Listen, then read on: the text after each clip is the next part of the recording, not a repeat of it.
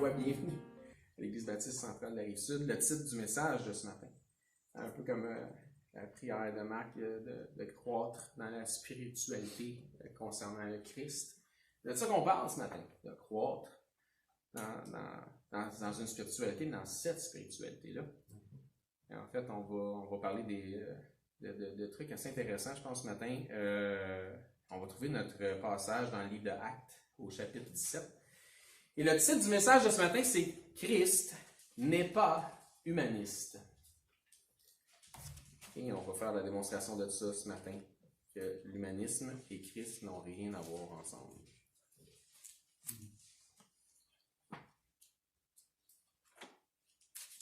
Actes 17, à partir du verset 22. Et ça nous dit... On a déjà eu la prédication avec ces passages-là, mais ça va être une autre prédication. Ça va être... Paul, debout au milieu de l'aréopage. L'aréopage, c'est une place où les gens discutaient, puis ça peut être entendu de tous. Dit, homme athénien, donc, je vous trouve à tout égard extrêmement religieux. Car en parcourant votre ville et en considérant les objets de votre dévotion, j'ai même découvert un autel avec cette inscription. À un Dieu inconnu, ce que vous révérez sans le connaître, c'est ce que je vous annonce. Le Dieu qui a fait le monde, tout ce qui s'y trouve, étant le Seigneur du ciel et de la terre, n'habite point dans des temples faits de mains d'hommes. Il n'est point servi par des mains humaines comme s'il avait besoin de quoi que ce soit, lui qui donne à tous la vie, la respiration et toutes choses. Il a fait que tous les hommes sortis d'un seul sang habitassent sur toute la surface de la terre, ayant déterminé la durée des temps et les bornes de leur demeure. Il a voulu qu'ils cherchassent le Seigneur et qu'ils s'efforçassent de le trouver en tâtonnant, bien qu'il ne soit pas loin de chacun de nous. Car en lui, nous avons la vie, le mouvement et l'être. C'est ce qu'ont dit aussi quelques-uns de vos poètes. De lui, nous sommes la race. J'ai demandé à Dominique d'avoir un mot de prière, s'il vous plaît.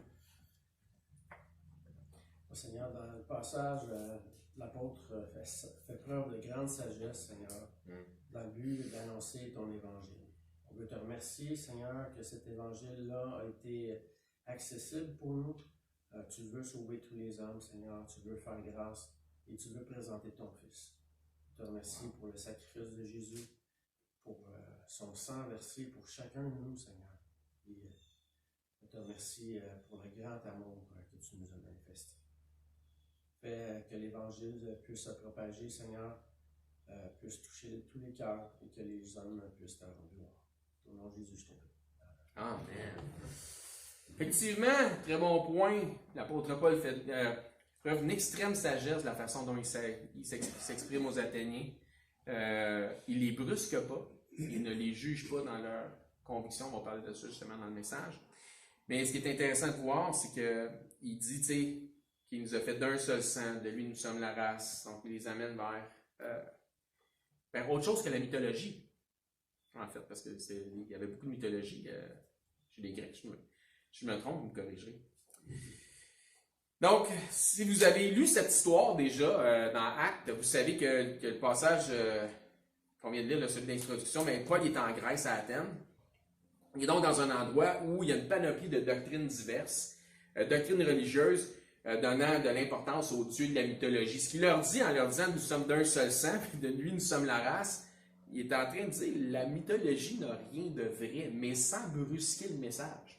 Il n'y a rien de vrai dans la mythologie. Même chose au sens chrétien. Si jamais quelqu'un vient vous dire « ah oui, mais dans le temps, entre Genèse 1.1 et Genèse 1.2, il y a un gros gap. » Puis aussi, il faut que tu saches qu'il y a eu des anges qui ont fallu qui étaient les gardiens de la terre avant le déluge, puis ils ont dû boire du sang d'êtres humains pour se faire pousser des organes génitaux, pour avoir des relations avec les femmes des hommes afin qu'ils donnent à ces femmes-là des enfants. Puis là, ces enfants-là sont devenus des titans, puis ces titans-là étaient des cannibales, puis une chance que le déluge les a détruits, puis là, ben, comme ils étaient mi-anges, mi-hommes, mais leurs âmes n'ont pas vraiment été...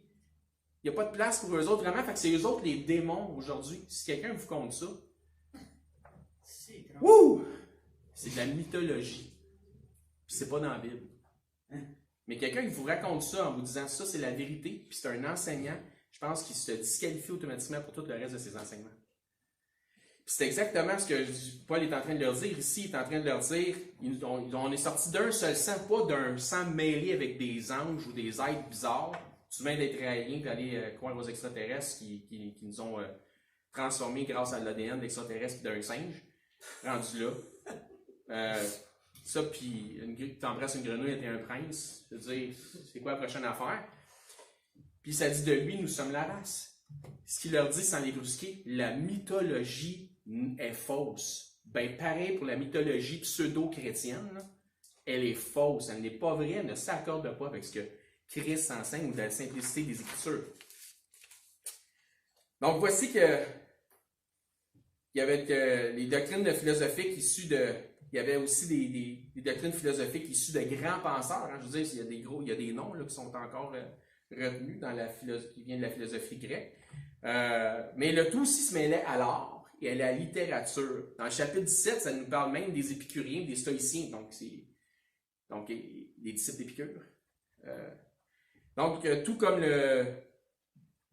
verset 18 là, du chapitre 17. Donc, tout comme les cultes voués aux faux dieux de la mythologie grecque, les différents philosophes de l'époque comprenaient aussi des disciples et des enseignements. Donc, philosophie ou culte, les deux sont des pratiques religieuses. Les gens vont dire, ben non, une philosophie, c'est une philosophie, puis un culte, c'est un culte. Non. Philosophie ou culte, que ce soit une philosophie ou un culte, les deux sont des pratiques religieuses qui comportent des doctrines ou des dogmes. Un des points communs entre les religions et les philosophies, c'est quoi? C'est les disciples. Les religions ont des disciples, les philosophies ont des disciples. Donc, en tant que je suis concerné, la philosophie, c'est de la religion déguisée. C'est comme ceux qui pratiquent, par exemple, le bouddhisme. En vous précisant haut et fort, puis je ne suis pas en train de les attaquer, mais je vous donne un exemple. En précisant haut et fort que ce n'est pas une religion, le bouddhisme, mais le bouddhisme est une philosophie. Là, tu te dis, attends, time out. Est-ce que tu pratiques la méditation dans le bouddhisme? Ben oui. Est-ce que tu pries dans le bouddhisme? Oui. Wow, tu m'as convaincu que ce n'est pas une religion. Comprenez-vous le sarcasme? Ouais, mais c'est pas une religion théisme. Ah, ok. Tu veux dire qu'il n'y a pas vraiment un Dieu à proprement dit. Bouddha n'est pas un dieu, mais c'est comme une sorte de prophète. Blanc bonnet, bonnet blanc. Le Bouddha des bouddhistes, c'est leur messie. C'est la même affaire. Le dieu du bouddhisme, c'est Bouddha, et le soi. Le fameux je suis. Je ne sais pas si ça vous dit quelque chose. Je suis. L'être, le soi, la personne, la propre évolution spirituelle nirvanique. Ça répond grandement à la philosophie qui est l'humanisme. Le moi est au centre de cette doctrine. Ça nous ramène au Jardin d'Éden. Vous, individuellement, vous serez comme des dieux, connaissant le bien et le mal. Le moi. Vos yeux s'ouvriront et vous comprendrez des révélations inédites. Votre troisième œil s'ouvrira. Vous passerez du karma au nirvana. Vous serez comme des dieux. Est-ce que c'est pas le jeu du diable, ça? C'est ça dans le jardin, hein? Le but du bouddhisme est d'évoluer spirituellement vers le nirvana. Le karma constitue la réincarnation. C'est comme pour les gamers. Y a-tu des gamers ici? Quand tu respawns, y a-tu un expert en gaming qui peut m'expliquer c'est quoi le respawn? Ouais. Le respawn, c'est après la mort du joueur. C'est un jeu vidéo. Puis c'est plate, juste avoir l'opportunité de mourir une fois. Fait que l'opportunité de revenir à la vie, puis de remourir. Donc, la réincarnation, c'est comme pour les gamers qui respawnent. Tu reviens à la vie jusqu'à ce que tu finisses par comprendre que tu ne devrais pas jouer à ce jeu vidéo-là. Jusqu'à ce que tu perds ton temps. Jusqu'à ce que tu finisses par comprendre pourquoi tu reviens constamment sur Terre. Puis quand ton toi, ton je suis comprend, ben là, c'est l'illumination. Ça devient donc potentiellement ta dernière balade sur ce monde et ta prochaine évolution spirituelle ne sera que dans le nirvana. que dans la sphère spirituelle. Félicitations à tous ceux qui atteignent ce niveau, car ils deviennent comme des dieux. Le jeu du diable, vous serez comme des dieux. Ça s'est passé au commencement dans Genèse. 2000 ans plus tard, 6000 ans plus tard, 2000 ans après Jésus, on est encore dans le même pattern. Je sais que là, je viens de plus ou moins vulgariser le bouddhisme. Je sais que c'est pas une représentation exacte. Vous venez pas me voir après, vous mais t'as rien compris parce que le bouddhisme n'est pas me taper ses doigts. Là, je suis au courant. Okay? Mais c'est grossièrement ça. Si donc vous ne saviez rien sur ce sujet, ben là, vous en savez assez pour écouter les autres qui sont dans ce domaine-là et avoir une conversation avec eux. Pourquoi? Parce que c'est ce que Paul a fait à Athènes. Paul il avait suffisamment d'ouverture d'esprit pour pouvoir comprendre ce que les autres croyaient, prendre leurs convictions, leur amener un petit peu ce qu'ils croyaient, et leur dire, vous n'êtes pas loin de la vérité, mais il vous manque quelque chose. Okay? Donc, il commence par parler aux Athéniens de leur Dieu, de leur conviction, de leur philosophie, comme Dominique le disait, avec sagesse, sans les juger sur leurs convictions, sans les condamner sur leurs convictions. Les Athéniens étaient simplement ignorants. Puis Paul leur parle justement au verset 30 des temps d'ignorance. Il leur dit, c'est juste que vous ne savez pas. Et ce qu'il leur dit, c'est, vous n'êtes pas loin, mais vous cherchez à tâtons. En tâtonnant, Actes 17, 27, ça dit dans notre texte d'ouverture, il a voulu qu'ils cherchassent le Seigneur et qu'ils s'efforçassent de le trouver en tâtonnant, bien qu'il ne soit pas loin de chacun de nous. Donc, puis déjà tourné dans Ecclésiaste 3. Autant dans le bouddhisme que dans la mythologie grecque ou romaine, les hommes cherchent les concepts de l'immortalité. C'est toujours les simplement mortels, l'homme versus l'immortel, les immortels, les dieux. Dans Ecclésiaste 3.10, ça nous dit là, j'ai vu à quelle occupation Dieu soumet les fils de l'homme. Verset 11, il fait toutes choses bonnes en son temps, même il a mis dans leur cœur la pensée de l'éternité. Il cherche, mais en tâtonnant. Bien que l'homme ne puisse pas saisir, voyez-vous, en tâtonnant, l'œuvre que Dieu fait du commencement jusqu'à la fin, à tâtons pas loin, mais dans l'ignorance. Pour les Grecs, l'éternité était, entre autres, se retrouver dans l'art, dans la littérature, dans les enseignements philosophiques, etc. Puis déjà tourné dans Colossiens 2. Donc l'homme, le nom de l'homme, la pensée de l'homme se transcendait après sa mort dans son art ou dans ses enseignements. L'histoire nous révèle que certains ont en partie réussi. Pour le bouddhisme, la vie est un éternel recommencement jusqu'au nirvana. Donc, partons donc sur une bonne base. Toutes ces choses sont des philosophies, voire même de vaines tromperies qui ne s'accordent pas au final avec ce que Dieu dit. Ça peut être séduisant, tu peux avoir l'impression que ça s'accorde avec ce que Dieu dit, mais ça ne s'accorde pas au final avec ce que Dieu dit, Colossiens 2.8. Prenez garde que personne ne fasse de vous sa proie. Si t'es pogné là-dedans, t'as une proie, là. Puis l'autre, c'est un prédateur, autrement dit. Ne fasse de vous sa proie par la philosophie et par une vaine tromperie, s'appuyant sur les traditions des hommes, sur les rudiments du monde et non sur Christ. Mais comment on fait pour savoir si ça s'appuie sur Christ? Si c'est pas là-dedans, ça s'appuie pas sur Christ. Christ étant la parole de Dieu. Tout comme Paul à Athènes, il n'a trouvé aucune philosophie qui prévalait sur les enseignements de la parole de Dieu. Il a pris des petites choses, il les a emmenées, il dit, vous n'êtes pas loin, mais vous êtes dans des temps d'ignorance.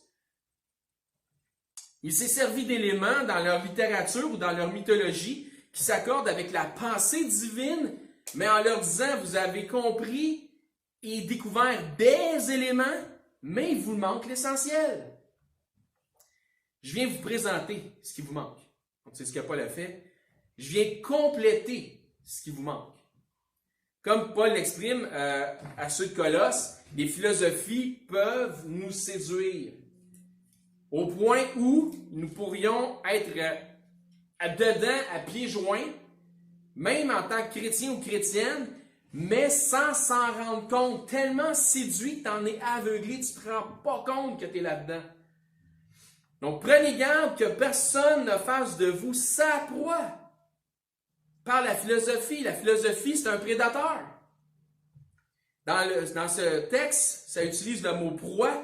Dans d'autres versions, ça nous dit d'être séduit. Autrement dit, peu importe, dans un cas comme dans l'autre, c'est le jeu du diable. Puisque dans le jardin d'Éden, le serpent a dit, vous serez comme des dieux. Ève a dit, le serpent m'a séduite et j'en ai mangé. Elle a été séduite. Elle est devenue la proie. Puisque dans 1 Pierre 5, 8, ça dit que de l'adversaire rôde comme un lion rugissant, cherchant une proie à dévorer. Donc, ne soyez pas une proie par la philosophie, puis ne tombez pas dans le piège du diable par la philosophie. Ce qu'on voudrait surtout pas en tant que chrétien, c'est d'être une proie, justement, de l'adversaire. D'être en proie aux mensonges de la mythologie ou des mensonges mythologiques ou philosophiques. D'être séduit par des philosophies qui ne seraient pas, qui seraient en fait, des tromperies selon des traditions d'hommes, selon des rudiments mondains. Vrai? On veut pas ça. On devrait pas souhaiter ça comme chrétien. On voudrait vouloir s'en tenir qu'aux Écritures. Je veux dire, tu viens à Christ avec ton bagage, fine. Parce que tu viens à Christ tel que tu es. Mais non pas pour demeurer tel que tu es. Donc, tel que tu es inclut définitivement ton bagage philosophique. Il arrive avec toi. Mais comme les Écritures nous font comprendre, oui, nous venons à lui tel que nous sommes. Il n'y a pas d'œuvre ou il n'y a pas de réforme à faire avant de venir à Christ. Tu ne peux pas dire, je vais réformer ma vie, puis quand je vais être assez bon, je vais venir à Christ. Ça n'arrivera jamais. Tu ne seras jamais assez bon pour venir à Christ. Viens à Christ mauvais comme que tu es. Donc, il n'y a pas de réforme à faire parce que nous ne sommes pas sauvés par les œuvres qu'on pourrait faire ou qu'on aurait pu faire, mais par la grâce de Dieu, par le moyen de la foi. C'est une faveur non méritée. Parce qu'on a cru. Ainsi, nous sommes donc son œuvre à lui, donc pas notre œuvre, mais son œuvre à lui, l'œuvre de Dieu en Jésus-Christ, son Fils. Dieu œuvre donc en chacun de nous tel un potier qui façonne un vase, mais un vase d'une grande valeur. Je disais dernièrement à quelqu'un, tu as une grande valeur au Dieu de Dieu. Tu vaux beaucoup. Dieu t'aime. Romains 12. De la motte de terre que nous étions, informe, le potier veut façonner un vase à honneur pour son honneur et pour sa gloire. Quand tu vas regarder le vase, tu ne vas pas dire « Wow! » Tu vas voir le vase, tu vas dire « Wow, quel beau vase! » Mais l'honneur va à celui qui l'a fait. Donc, tel que nous étions, nous sommes venus à lui, si vous avez confessé Christ comme Seigneur et Sauveur, mais non pas pour demeurer tel que nous étions. Dieu cherche à opérer une transformation par un renouvellement. Donc, on vient à Christ, une nouvelle naissance, c'est un nouveau début, c'est un nouveau départ. Il va y avoir une croissance, une progression. Romains 12, 2. Ne vous conformez pas au présent siècle, mais soyez transformés par le renouvellement de votre intelligence, donc d'épais que vous étiez. Hein, ça vous fait réagir, ça? On devient intelligent. Tu sais, quand Jésus disait à ses disciples, êtes-vous encore sans intelligence? Mais l'affaire est la suivante, c'est que souvent on arrive avec notre bagage philosophique, puis là on se pense intelligent, puis là Dieu nous montre qu'on était calme. On n'est pas meilleur que d'autres. Donc, par le renouvellement de l'intelligence, afin que vous discerniez quelle est la volonté de Dieu. Comment? Quand tu deviens intelligent, spirituellement parlant, tu commences à avoir du discernement, puis tu discernes c'est quoi la volonté de Dieu dans ta vie. Puis tu veux marcher selon l'esprit, non selon la chair, tu veux faire ce que Dieu vraiment s'attend de toi. Ce qui est bon, agréable et parfait. Donc, Dieu vous convie à être renouvelé dans l'esprit de votre intelligence. Ça dit les mêmes choses dans Éphésiens 4, 23.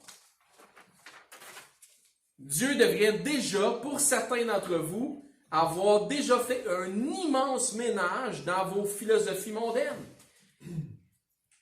Ça ne veut pas dire qu'il ne reste pas d'ouvrage à faire, qu'il n'y a pas de ménage à faire, mais Dieu devrait déjà avoir fait du ménage. Je veux dire, il ne peut pas, j'imagine si on ramassait les témoignages de plusieurs ici, puis ils diraient, Il pourrait dire, ben avant, je pensais comme ça, puis depuis que je suis venu à Christ, je comprends que ma vie maintenant doit être comme ça, puis je dois agir de telle façon.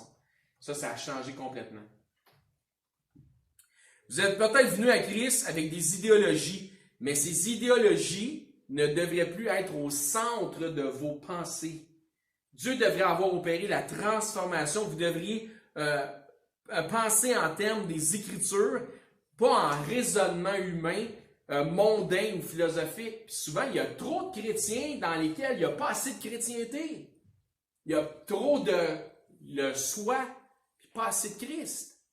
Quand tu raisonnes avec eux autres, tu parles avec eux autres, tu voudrais amener des chapitres puis des versets pour dire, ben voici selon le discernement, la volonté de Dieu.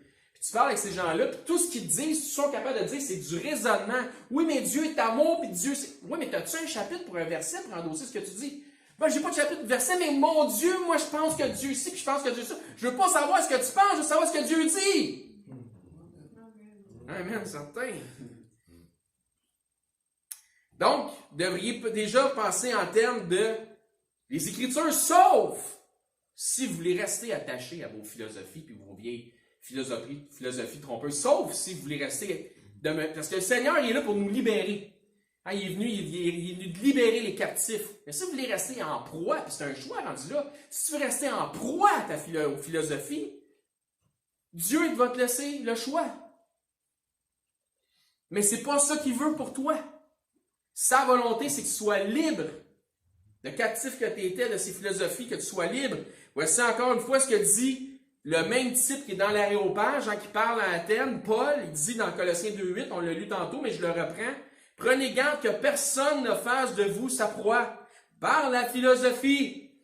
Si t'es là-dedans, t'es dans le piège. Sors-toi de là. Et par une vaine tromperie, s'appuyant sur la tradition des hommes et sur les rudiments du monde et non sur Christ. Puis vous allez voir que le Seigneur il veut qu'on sorte de ces philosophies-là, puis vous allez voir ça à la fin du message.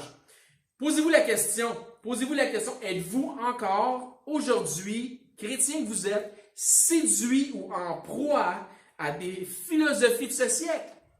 Êtes-vous encore là-dedans? Êtes-vous encore influencé par ces choses-là? Ou si votre pensée, votre raisonnement a été renouvelé par la pensée de Christ, votre pensée s'enligne avec la pensée de Christ.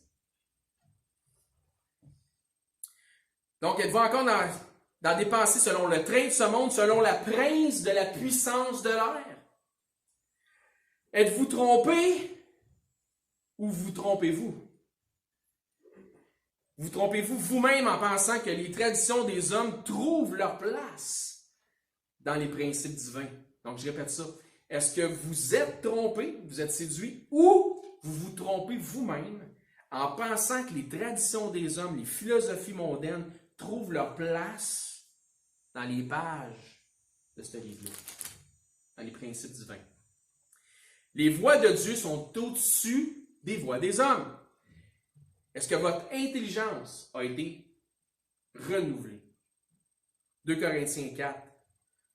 La question est super importante. Est-ce que votre intelligence a été renouvelée? Est-ce que Dieu a le pouvoir sur vous, qui vous dites son disciple, donc discipline, discipula? Est-ce que Dieu a le pouvoir sur vous de renouveler votre entendement, de renouveler votre intelligence? Ou si Dieu n'a pas ce pouvoir, vous ne laissez pas à Dieu ce pouvoir. C'est primordial et pourquoi? Voici pourquoi. Dans 2 Corinthiens 4, 3, si notre évangile est voilé, si notre évangile est encore voilé, il est voilé pour ceux qui périssent. Pour les incrédules dont le Dieu de ce siècle, c'est qui le Dieu de ce siècle? Le diable. Dont le Dieu de ce siècle a aveuglé l'intelligence afin qu'il ne vise pas briller la splendeur de l'évangile de la gloire de Christ qui est l'image de Dieu. Le point que je veux apporter, c'est avez-vous une intelligence renouvelée ou une intelligence aveuglée? Car ça dit ici que le Dieu de ce siècle a aveuglé l'intelligence. Avez-vous une intelligence renouvelée ou une intelligence aveuglée? Il faut parfois faire le point dans notre croissance spirituelle et vérifier si nous ne sommes pas un obstacle nous-mêmes à l'œuvre que Dieu souhaite opérer en nous. Où en êtes-vous dans votre croissance spirituelle? Faites un topo. Je suis rendu où, là? Oui, j'ai confessé Christ, mais qu'est-ce que ça a fait depuis? Qu'est-ce que ça a changé? Comment ma pensée a été renouvelée? Si je pense encore comme avant, il n'y a rien qui a changé, ben il n'y a rien qui a changé. Mais si tu es conscient que quand il arrive de quoi, tu dis, aïe, je pense plus partout comme avant. Quand je réfléchis comme ce que je sais que Dieu dit. Le monde t'arrive avec une philosophie, tu les écoutes. Puis tu sais qu'avant, tu as embarqué dans cette parade-là, puis là, tu es là. Ouais, là, tu te dis, non. Non, pas en tout. Ça n'a pas rapport, là. Le nombre de fois que j'ai des conversations avec des employés, peu importe, puis ils me demandent des conseils, puis là, je leur sors de quoi, puis j'ai l'air d'un génie pour eux autres, mais je suis pas un génie, je fais juste leur dire ce que Dieu dit, puis là, je lui dis. Non, je suis pas. C'est parce que ce que je te dis, c'est dans la Bible. Là, ils sont, ouais. Oui, c'est juste là. Mais puis là, ils comprennent que c'est ça qui a du bon sens. Oui, le reste, ça n'a pas de sens.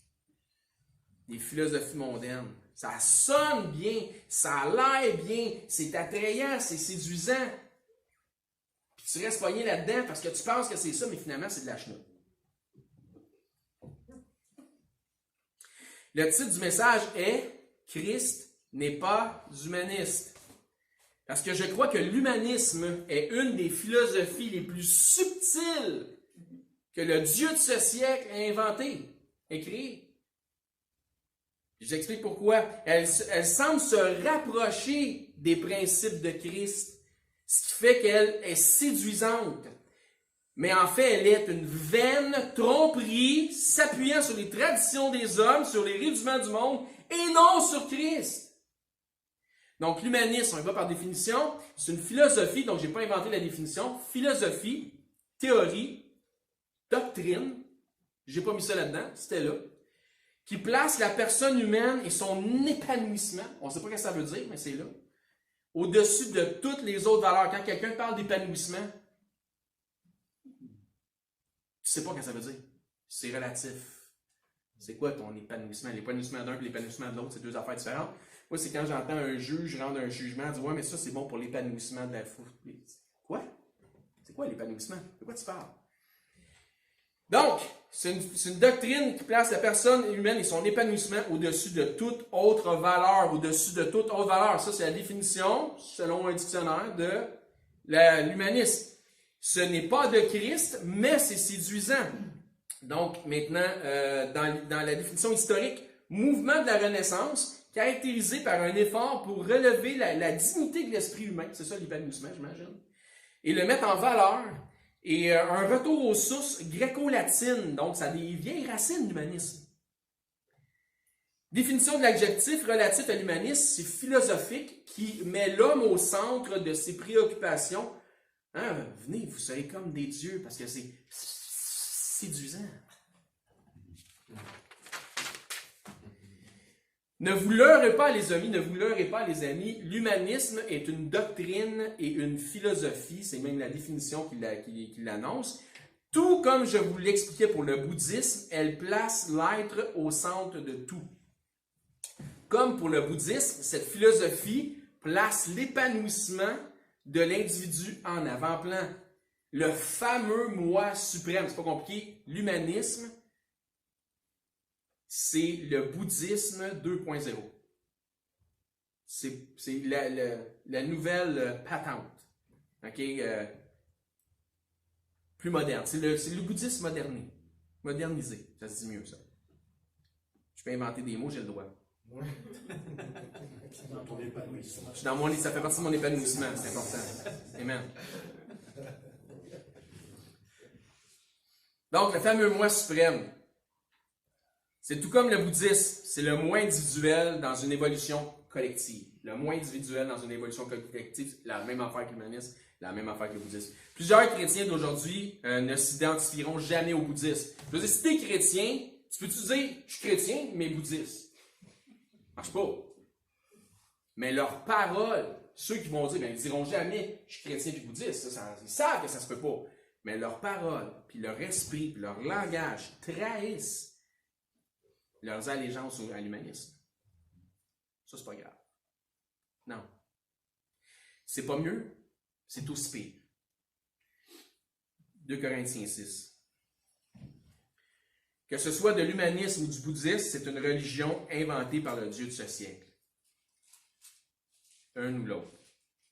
Je repose la question. Avez-vous eu un esprit transformé? Avez-vous présentement un esprit transformé, renouvelé ou aveuglé? Aveuglé au point de même ne pas vous rendre compte que vous avez les 2 pieds dedans, puis des fois, ça va bien pire que ça. Il y en a peut-être qui sont dedans jusqu'au cou, pas juste les pieds. Là.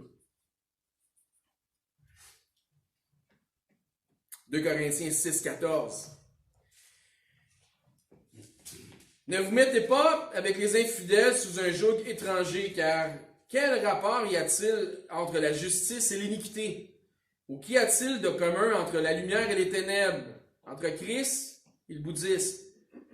Quel accord y a-t-il entre Christ et Bélial? Ou quel parle le fidèle avec l'infidèle, entre Christ et l'humanisme? Verset 16. Quel rapport y a-t-il entre le temple de Dieu et les idoles? Car nous sommes le temple de Dieu vivant.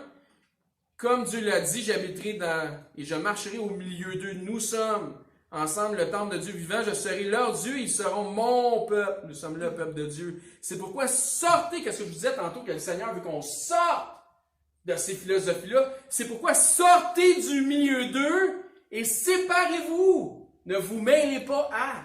Soyez séparés. Dit le Seigneur, ne touchez pas à ce qui est impur et je vous accueillerai.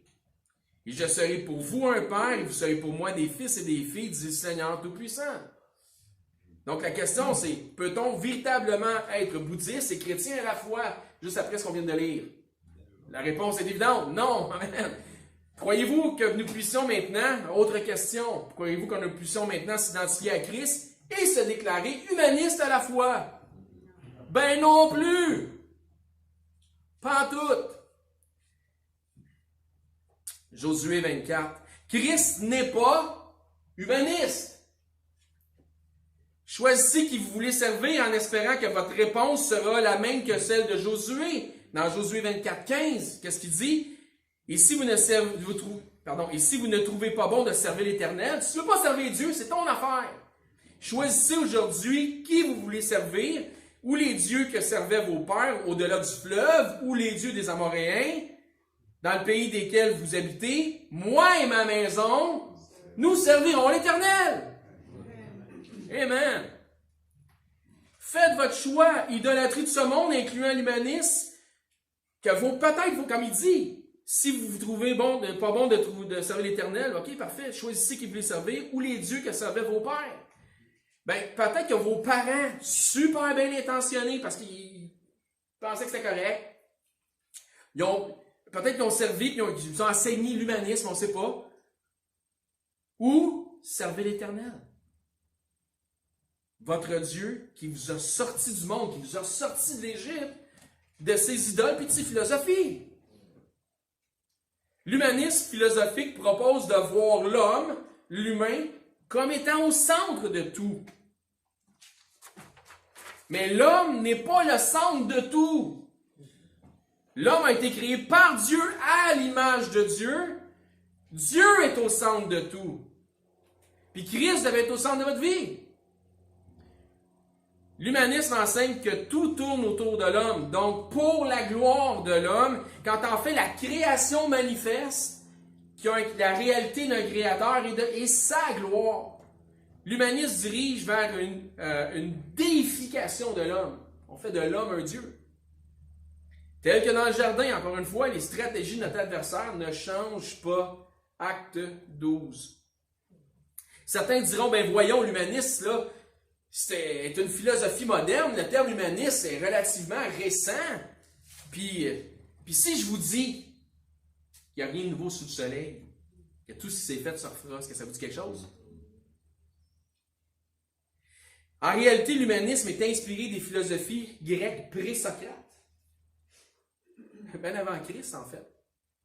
Donc, regardons donc un instance humaniste dans les Écritures et vous allez vous apercevoir vous-même de ce que Dieu en pense vraiment. Êtes-vous prêts? Donc, l'homme au centre de tout pour la gloire de l'homme. Dans Acte 12, 21, vous allez voir ce que Dieu en pense de l'humanisme. À jour fixé, Hérode, revêtu de ses habits royaux, qu'il ne prenait pas pour la chenoute, était assis sur son trône, harangua publiquement. Ça veut dire quoi? Applaudissez-moi, applaudissez-moi, applaudissez-moi. Oui, oui, oui, oui, oui, oui. Le peuple s'écria, rien là, voix d'un Dieu et non d'un homme. L'homme étant défié, donc l'homme étant devenu Dieu. Au même instant, pow! Un ange du Seigneur le frappa parce qu'il n'avait pas donné gloire à Dieu. Il expira rongé des vers. Ça, c'est ce que Dieu en pense de l'humanisme. C'est à ce point-là que Dieu déteste ce genre de doctrine. L'humanisme est une doctrine évolutive qui varie avec les mœurs changeantes des hommes. Aujourd'hui, c'est ce qui est bien, demain, aujourd'hui, ce qui est mal, ou ce qui était mal hier, va devenir bien demain, puis l'humanisme va évoluer avec tout ça. Donc, comme ça nous dit dans les Écritures, quand ils vont appeler le bien mal, puis le mal bien. Mais nous avons un Dieu qui ne change pas, dans lequel il n'y a ni ombre de changement, ni de ombre de variation. Christ est le même passé, présent et pour l'éternité. Puis il y a 3 manifestes qui ont été rédigés et signés par des érudits. Parce que c'est important d'être intelligent si tu es dans l'humanisme. C'est important d'être érudit, bien connaissant, avoir une bibliothèque très bien garnie. Donc, membre de l'Académie du Concile Humaniste, Humaniste Manifesto 1, Humaniste Manifesto 2 et le 3e. De un en 1933, l'autre en 1933, l'autre en 1973, l'autre en 2003. Le thème central des 3 manifestes est l'élaboration d'une philosophie et d'un système de valeurs, attention, qui n'inclut pas la croyance en une divinité personnelle et ou une puissance supérieure. On ne veut rien savoir de Dieu. Question. C'est quoi le titre de notre message aujourd'hui? Christ n'est pas humaniste, car l'humanisme veut exister sans Christ. Certains ont souhaité faire de Jésus, le personnage et non la divinité, un humaniste. En mentionnant la règle d'or, vous savez c'est quoi la règle d'or? Issue des enseignements de Jésus de Nazareth, que ces enseignements-là s'accordent avec l'humanisme. Ils ont dit la règle d'or, c'est ne faites pas aux autres ce que vous ne souhaiteriez pas que l'on vous fasse. Puis on dit, ça, c'est des enseignements de Jésus-Christ, de Jésus de Nazareth. Fait que Jésus avait ce genre de philosophie-là qui résonne avec l'humanisme. Hein? C'est séduisant, hein? Ouais, c'est un peu comme le diable. Hein? Dieu n'aurait-il pas dit, il va prendre un peu de la vérité puis il va la transformer en mensonge. C'est comme quand il a essayé de séduire Jésus au désert. Il prenait un peu de vérité, il la transformait en mensonge, changeait le contexte. Et que c'est séduisant. La règle d'or, ne faites pas aux autres ce que vous ne souhaiteriez pas que l'on vous fasse. Ça, c'est ce qui est appelé, connu mondialement comme étant la règle d'or, supposément venant par les enseignements de Jésus-Christ, l'humaniste. Mais la réalité, la vérité, Jésus a plutôt enseigné de manière proactive. Il n'a pas dit, ne faites pas aux autres ce que vous ne souhaiteriez pas qu'on vous fasse. Dieu a-t-il vraiment dit? Il a dit, faites aux autres ce que vous souhaiteriez que l'on vous fasse. Ça, c'est proactif et non pas réactif. Prends les devants, prêche l'Évangile, annonce le salut. N'importe quoi, mais c'est séduisant. Dieu a-t-il vraiment dit? L'humanisme s'accorde davantage avec les visions marxisme, socialisme et communisme. Finalement, l'humanisme a engendré le féminisme. C'est carrément le père-isme du féminisme. C'est l'humanisme.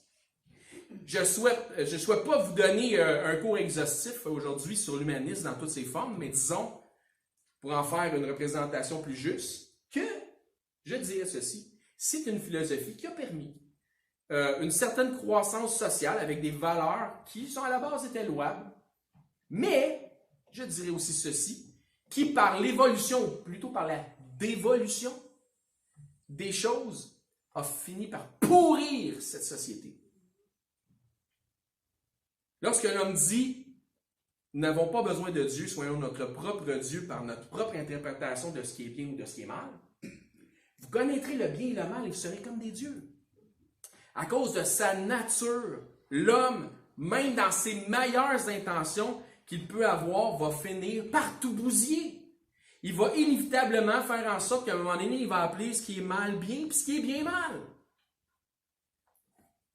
Et vice-versa. Hein? Oui. Donc, la seule méthode pour avoir une société qui se tient debout, c'est par une saine interprétation de ce que Dieu dit. Ça nous prend ça. On fait partie de la solution. Puis ceux qui ne sont pas dans l'Église font partie du problème. Donc, il est important de ne pas confondre, et je vais faire une distinction ici, c'est important parce qu'il y a des gens, des fois, manquant de peut-être certains discernements ou certaines connaissances, ne feront pas de différence. Il y a une différence entre l'humanisme et l'humanitarisme, à ne pas mélanger les deux. L'humanitarisme, c'est ce qui cherche à faire du bien aux hommes. Tu peux être humanitariste ou humanitaire sans être humaniste. Je m'explique. Exemple, faire du bénévolat. Aider les plus démunis, participer à des organismes qui aident les jeunes. Ça, c'est faire aux autres ce que tu voudrais qu'on fasse. OK? D'accord? Mais le but, pour ne pas tomber dans l'orgueil de la chair et des accomplissements personnels, ah oui, moi, la gloire du moi. Mais le but devrait toujours être de glorifier ton Sauveur à travers tes bonnes œuvres. Sinon, ça risque de prendre justement des allures humanistes. Donc, pas pour ta gloire, mais pour sa gloire. Donc, il faut au moins que tu commences à faire du bénévolat, des œuvres comme ça, tu sois capable de pouvoir parler du Seigneur une fois de temps en temps. 1 Corinthiens 2. Donc, c'est bien correct de faire du bénévolat et des bonnes œuvres en autant que ça te permet de témoigner de ton grand Dieu. Hein? En terminant, j'aimerais vous laisser avec un passage. 1 Corinthiens 2. 1 Corinthiens 2, verset 12, ça dit « Or, nous n'avons pas reçu l'esprit du monde, mais l'esprit qui vient de Dieu, afin que nous connaissions les choses que Dieu nous a données par sa grâce. Et nous en parlons, non avec des discours qu'enseigne quoi? Qui quoi? La sagesse humaine, comme dans humaniste, mais avec ceux qui enseignent l'esprit, employant un langage spirituel, pas du raisonnement, spirituel pour les choses spirituelles.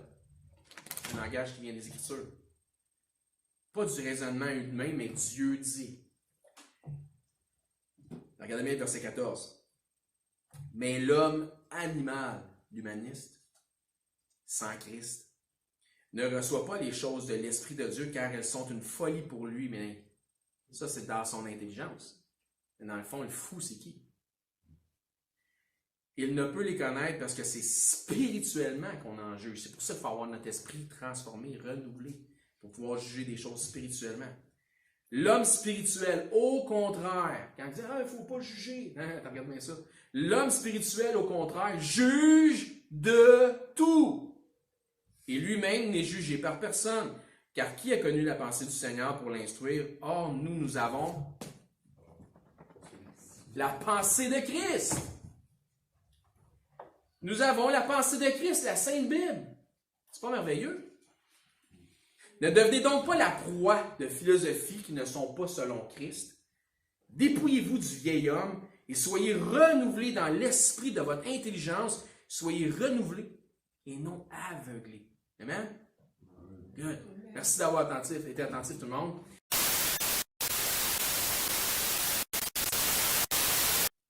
Je sais que là, je viens de plus ou moins vulgariser le bouddhisme. Je sais que ce n'est pas une représentation exacte. Vous venez pas me voir après, mais tu n'as rien compris parce que le bouddhisme n'est pas me taper ses doigts. Là, je suis tout courant.